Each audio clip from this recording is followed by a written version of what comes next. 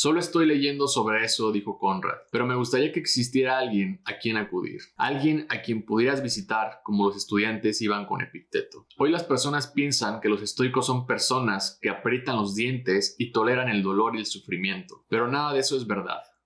Los estoicos en realidad eran serenos y seguros ante cualquier cosa que habían que enfrentar. Si le dices a un estoico, haz lo que te digo o te mataré, el estoico te mirará a los ojos y dirá, haz lo que tengas que hacer y yo haré lo que tenga que hacer. Y por cierto, ¿cuándo te dije que yo era inmortal? Un fragmento de la novela de Tom Wolfe. Bienvenidos a este diario estoico, yo soy Guillermo Moctezuma y aquí te comparto historias y sabiduría antigua de los estoicos para aplicarlo a nuestro día buscando tener una vida más virtuosa. En los últimos años la filosofía del estoicismo ha crecido en popularidad por sus grandes técnicas, estrategias y argumentos para enfrentar la ansiedad y los trastornos depresivos. La pandemia fue quizás la causa por la que más personas la descubrieron y se adentraran a sus ideas por el hecho de que estábamos tal vez encerrados cuestionándonos nuestra existencia. En este episodio te voy a compartir una guía básica de lo que es la filosofía del estoicismo y algunos datos que te puedan ayudar a entender de una manera más sencilla lo que buscaban los estoicos y por qué ha traído a muchas personas de nuestro mundo actual a adoptarla como una filosofía de vida. El estoicismo es una importante escuela de la filosofía antigua que se fundó en Atenas en el año 301 a.C.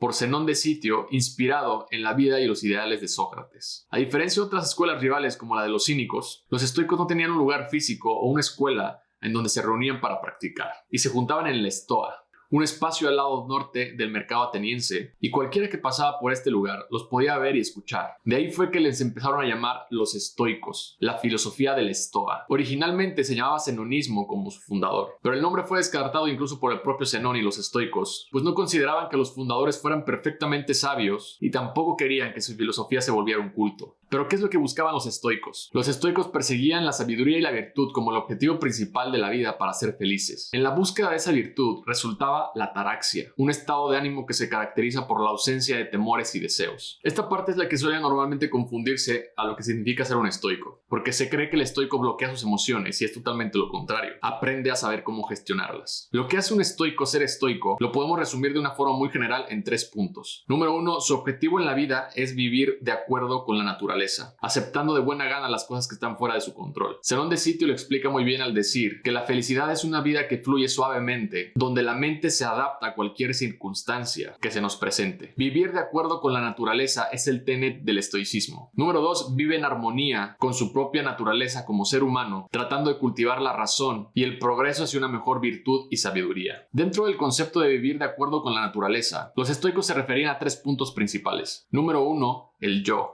Vivir en armonía consigo mismo como un ser racional, aceptando nuestra propia esencia. Número 2, el mundo. Vivir en armonía con los elementos de la naturaleza, aceptando que están fuera de nuestro control. Y número 3, la humanidad. Vivir en armonía con otras personas, ofreciendo nuestro afecto natural. Y en el punto número 3, el estoico sigue, practica, respira y reflexiona su vida alrededor de estas virtudes: justicia, valentía, sabiduría y disciplina. Una buena referencia de cómo ser un estoico en esta vida moderna la explica el autor Kate Seddon en su libro Stoic Serenity. Dice que el estoico es alguien que continuamente se recuerda a sí mismo que su situación no es tan mala como puede parecer y que nuestras capacidades para lidiar con la frustración de la vida diaria, como con los giros significativos de la mala fortuna, son superiores a como normalmente nos lo imaginamos. Séneca lo resume en una sola frase: sufrimos más en la imaginación que en la realidad.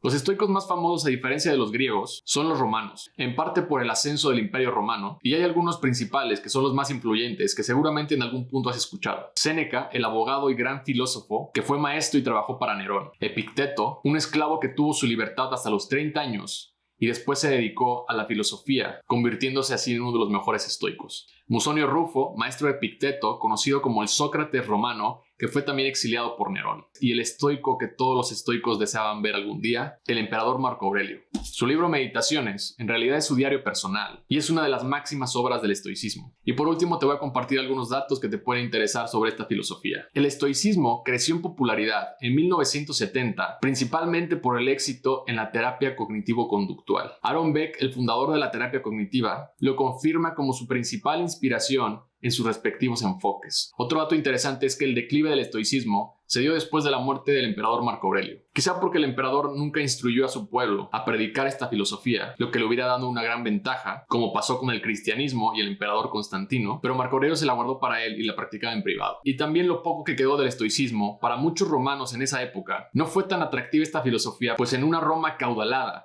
y donde cada vez tenía mucho más poder y riqueza, tener una vida de autocontrol y moderación no era muy atractivo para muchos romanos. El estoicismo también compitió con el cristianismo, y de hecho el cristianismo tomó mucha influencia sobre las ideas de cómo debía vivir el hombre. La oración de la serenidad, si la has escuchado, ¿de dónde crees que viene? Dios, dame la serenidad para aceptar las cosas que no puedo cambiar, valor para las que sí puedo y sabiduría para entender la diferencia. Dame la serenidad para aceptar las cosas que no puedo cambiar, valentía para cambiar las que sí puedo y sabiduría para reconocer la diferencia. A lo largo del tiempo el estoicismo ha vivido gracias a los escritos de los historiadores de aquella época y que en su propia evolución más hombres la adoptaron dándole una visibilidad al momento de ponerla en práctica en su vida diaria. El filósofo francés Pierre Hadot concluye de su análisis de las meditaciones de Marco Aurelio que el estoicismo es una expresión clara a una actitud filosófica universal y perenne que se manifiesta de diferentes formas a lo largo de nuestra historia y en todo el mundo. El estoicismo nos ofrece grandes herramientas, grandes técnicas y estrategias para hacerle frente a la adversidad, sobre todo a la ansiedad y a los trastornos de depresión. Por eso hoy en día puede ser muy relevante para las personas que adoptan esta filosofía como su filosofía de vida, teniendo en cuenta